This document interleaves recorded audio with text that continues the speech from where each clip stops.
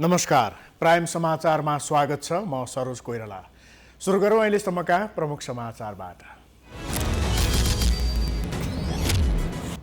संघीय संसद अन्तर्गत प्रतिनिधि सभा बैठक आज पनि बस्दै, एमालेको अवरोधका बावजुद आज पनि संसद चलाउने सभामुखको तयारी।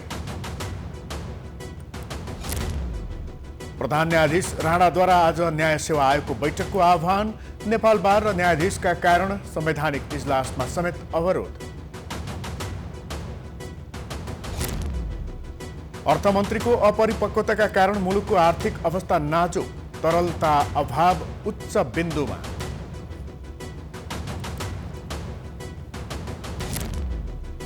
कोरोनाको नयाँ भेरिएन्ट ओमिक्रोनले समग्र युरोपको स्वास्थ्य प्रणाली ध्वस्त पार्ने विश्व स्वास्थ्य संगठनको चेतावनी। संक्रमणको आँधी बेहरीप्रति सचेत रहन आग्रह।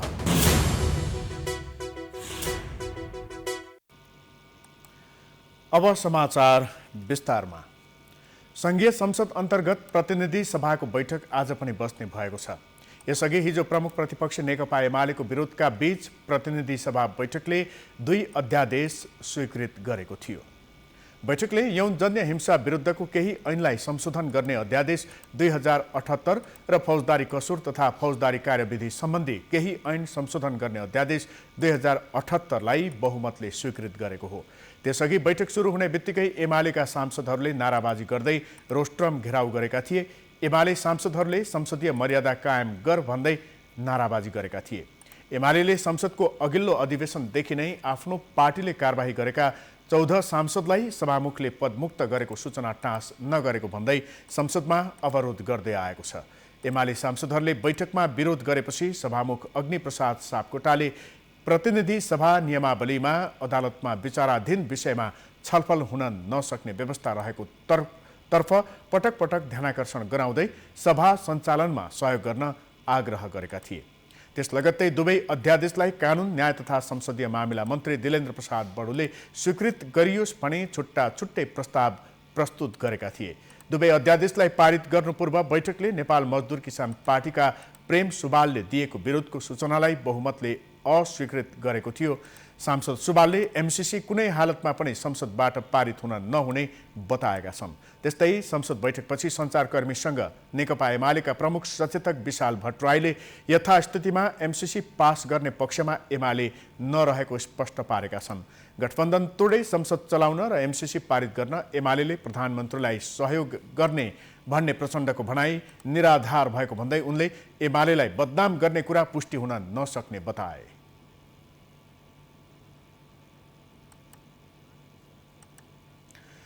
विगत 2 महिनादेखि जारी नेपाल बार एसोसिएसनको आन्दोलनका कारण सर्वोच्च अदालतको काम कारबाही प्रभावित बनेका छन्। प्रधान न्यायाधीशलाई बहिष्कार गरिरहेका न्यायाधीशहरूले एकल र संयुक्त इजलासमा सुनवाई गरिरहे पनि संवैधानिक इजलासको विषयबारे कुनै टुङ्गो नलाग्दा विभिन्न संवैधानिक जटिलता र मुद्दा फर्स्योट जस्ता कार्य ठप्प भएका छन्। एक रिपोर्ट। कार्तिक 14 गतेदेखि नेपाल बार एसोसिएसन प्रधान न्यायाधीश चोलेन्द्र शमशेर राणा विरुद्ध विरोधमा हुमिएको छ। विरोधको पहिलो चरणमा सर्वोच्चका न्यायाधीशहरूको समेत साथ पाएको बार पछिल्लो समय भने विरोधलाई कसरी सेफ ल्यान्डिङ गराउने भन्नेमा केन्द्रित देखिन्छ। त्यही कारण नेपाल बारको विरोध निकै कमजोर बन्दै गएको छ। उता लामो समयसम्म इजलासमै नगएका न्यायाधीशहरू गोला पर्दा लागू भएसँगै इजलासमा फर्किएका छन् भने कानुन व्यवसायी पनि उनीहरूसँगै इजलासमा प्रवेश गर्न थालेका छन्। उनीहरूको माग बमोजिम नै पेशी पनि तोकियो, तर प्रधान न्यायाधीशसँग बेन्च सेयर नगर्ने अडान लिएका न्यायाधीश र कानुन व्यवसायीको कारण अन्य इजलास बसे पनि संवैधानिक इजलास बस्न सकेको छैन, जसले गर्दा संविधानसँग प्रत्यक्ष रूपमा जोडिएका मुद्दाहरूको सुनवाई हुन सकेको छैन। संविधानले संवैधानिक इजलासमा प्रधान न्यायाधीशको उपस्थितिलाई अनिवार्य बनाएकै कारण संवैधानिक विषयका मुद्दामा सुनवाई हुन नसक्दा संविधानमाथि नै प्रहार हुन सक्ने आकलन कानुन व्यवसायीले गरेका छन्। अहिलेका जुन विवादास्पद मुद्दाहरू छन्, खास गरेर संवैधानिक नियुक्तिसँग सम्बन्धित मुद्दा, त्यो मुद्दाको सुनवाई हुन पाएको छैन। त्यही मुद्दामा चाहिँ अहिले प्रधान न्यायाधीशज्यू मुछिनु भएको छ र महाभियोगकोसम्म कुरा आइरहेको छ। अब स्वयं उहाँले अब संवैधानिक इजलासको नेतृत्व गर्न नपाउने कुरा बारले त्यो माग गरेको छ, आम रूपमा पनि त्यो माग भएको छ। अहिले एक किसिमको गतिरोधको अवस्था छ। यो गतिरोध चाहिँ लम्बिँदै गयो भने संवैधानिक गतिरोध लम्बियो भने संवैधानिक सङ्कट आउँछ। संवैधानिक सङ्कट भनेको त्यसले चाहिँ संविधानमाथि नै दखल दिने अवस्थाहरू आउँछ। सर्वोच्च अदालत संवैधानिक इजलास सम्बन्धी नियमावलीमा संविधानको धारा 133 को उपधारा 1 अन्तर्गतको निवेदन, संविधानको धारा 137 को उपधारा 2 अन्तर्गतको मुद्दा, संविधानको धारा 137 को उपधारा 3 बमोजिम प्रधान न्यायाधीशले तोकेको मुद्दा संवैधानिक इजलासले हेर्ने व्यवस्था छ। सोही नियमावलीमा नै प्रधान न्यायाधीश सहित इजलास गठन गर्ने भनिएको छ। तर न्यायाधीश तथा कानुन व्यवसायीले प्रधान न्यायाधीशसँग बेन्च सेयर नगर्ने भएकाले संवैधानिक इजलास बस्न सकेको छैन। सर्वोच्च बार एसोसिएसनका अध्यक्ष पूर्णमान साक्य प्रधान न्यायाधीशले कि त राजीनामा दिनुपर्ने कि त बिदामा बसेर संवैधानिक इजलास चलाउन सहयोग गर्नुपर्ने बताउँछन्। संवैधानिक अङ्गका पदाधिकारीहरूको नियुक्तिको विवाद छ। त्यो नियुक्तिको विवाद चाहिँ जिउको तिउ छ, त्यसको कुनै टुङ्गो लाग्न सकिरहेको छैन।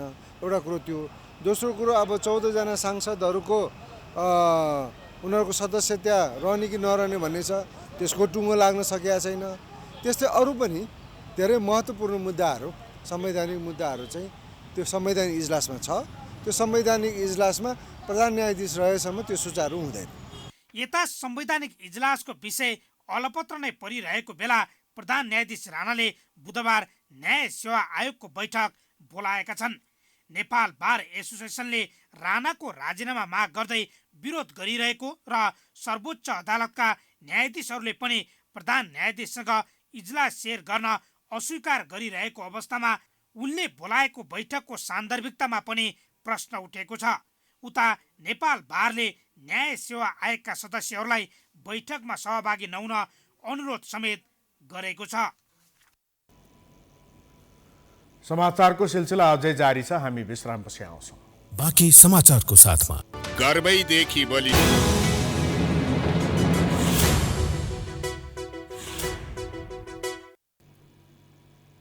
विश्रामपछि स्वागत छ। अब बाँकी समाचार। मुलुकको आर्थिक अवस्था नाजुक बन्दै गएको छ। तरलता अभाव उच्च बिन्दुमा पुगेको छ। विदेशी मुद्राको सञ्चित घट्दो छ। आयात उच्च रूपले बढेको छ भने निर्यातको अंश निकै सानो छ। शेयर बजार घटेको घटै छ। सबैतिरबाट नकारात्मक बनेको अर्थतन्त्रको सूचक सुधारको प्रयास थाल्न जरुरी देखिएको छ। एक रिपोर्ट। मन्त्रालय सम्हालेपछि अर्थमन्त्री जनार्दन शर्माको एकपछि अर्को भाषण र निर्देशन सबैले शान्तपूर्वक सुनिरहे। अर्थतन्त्रमा ज्ञान नभएको बताउने अपरिपक्व मन्त्रीको निर्देशन कसले कति पालना गरे होला, यो एक प्रश्न हो। म अर्थशास्त्र जानेको मान्छे होइन। अर्थशास्त्र नजानेको मान्छेले अर्थमन्त्री कसरी चलाउँछ भन्ने प्रश्न पनि यदाकदा हुने गरेको छ। अर्थशास्त्र भनेको के होला मलाई थाहा छैन। उहाँसँग आफू व्यक्तिगत एउटा त त्यो विषय पढेको ज्ञाता पनि होइन। दोस्रो चाहिँ उहाँसँग त्यो अनुभव पनि थिएन। जुन हिसाबले काम गर्नु पर्ने हो त्यो अनुसार काम गर्न सक्नु भएन भन्ने लाग्छ मलाई।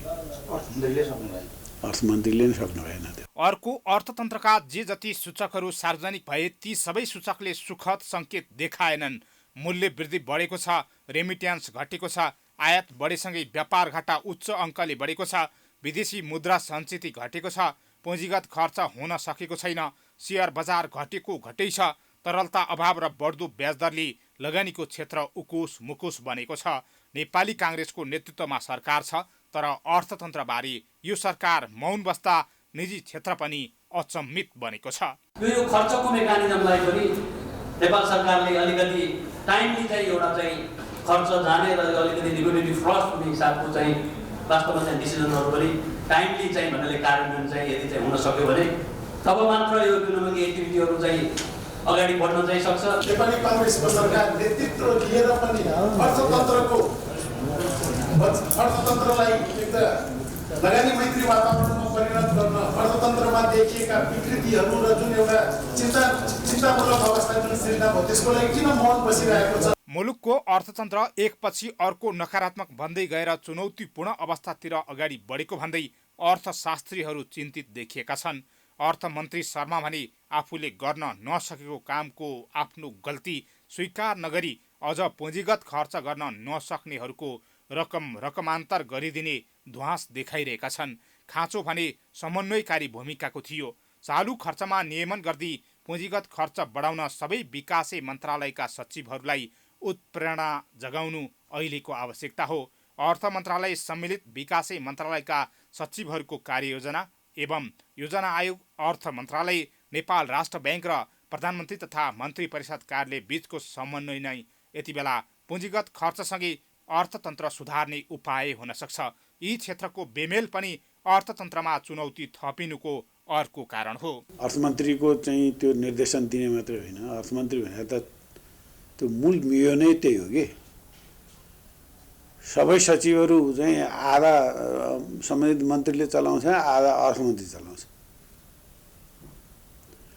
सचिवहरू प्रेरित नभइकन सचिवलाई नलागिकन खर्च बढ्दै बढ्दैन। प्रदेश लगायत स्थानीय तहमा हुन नसकेको विकास कार्यमा पनि उत्तिकै ध्यान जानु आवश्यक छ। बजेट सरकारी ढुकुटीमा जम्मा हुने, वैदेशिक ऋण एवं अनुदान प्राप्त नहुने, राजस्व सङ्कलन हुने तर खर्च नहुने, यी सबै कारण बजारमा तरलता अभाव भइरहेको छ।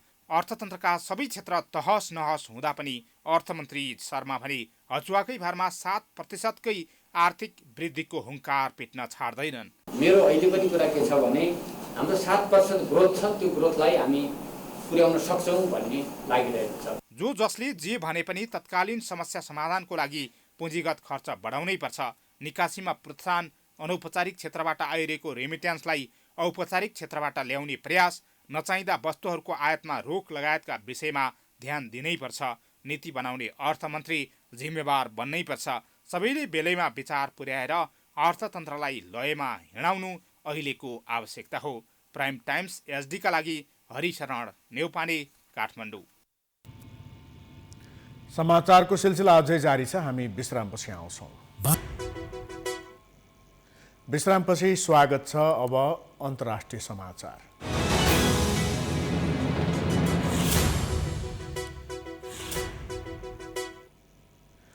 विश्व स्वास्थ्य संगठन WHOले ओमिक्रोनको केसहरूको वृद्धिले युरोपेली स्वास्थ्य प्रणालीलाई ध्वस्त पार्ने चेतावनी दिएको छ। संगठनका विभिन्न महाद्वीपका अधिकारीहरूले सामूहिक छलफलपछि यो निष्कर्ष निकालेका हुन्। संगठनका उच्च अधिकारी हान्स क्लुगेले ओमिक्रोनको अर्को आँधी बेहेरी आउन लागेकाले विशेषतः युरोपेली मुलुकहरू सतर्क रहन जरुरी रहेको औल्याएको छ। धेरै देशहरूले सामाजिक दूरी कायम गर्ने नियमको उल्लङ्घन गरेपछि संक्रमण तीव्र भएको उनको भनाइ छ। अहिले आएर केही देशहरूले स्वास्थ्य मापदण्डको पालनामा कडाई गर्नु राम्रो भए पनि यसलाई अझ प्रभावकारी बनाउनु पर्ने उनको सुझाव छ। जर्मनीले क्रिसमसपछि पार्टीहरूमा सीमितता सहित नयाँ नियमहरू घोषणा गरेको छ। पोर्चुगलले डिसेम्बर 26 देखि बार र नाइट क्लबहरू बन्द गर्न आदेश दिएको छ। बेलायतका प्रधानमन्त्री बोरिस जोन्सनले क्रिसमस अघि इङ्ल्यान्डका लागि कुनै पनि नयाँ प्रतिबन्धलाई अस्वीकार गरेका छन्। तर स्कटल्यान्ड, वेल्स र उत्तरी आयरल्यान्डले सबै सामाजिक मिश्रणमा प्रतिबन्धको घोषणा गरेका छन्।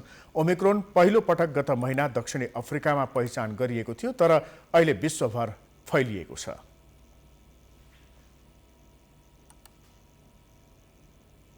अब खेलकुद समाचार।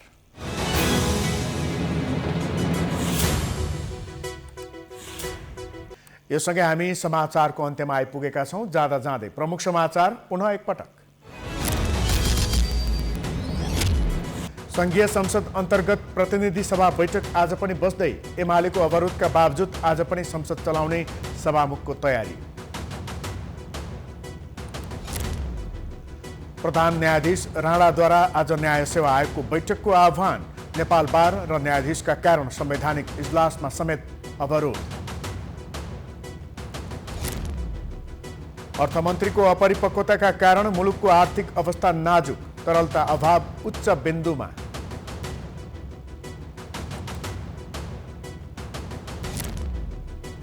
कोरोनाको नयाँ भेरिएन्ट ओमिक्रोनले समग्र युरोपको स्वास्थ्य प्रणाली ध्वस्त पार्ने विश्व स्वास्थ्य संगठनको चेतावनी। समाचार अहिलेलाई सकियो। हेर्दै गर्नुहोला प्राइम टाइम्स एसडी। नमस्कार।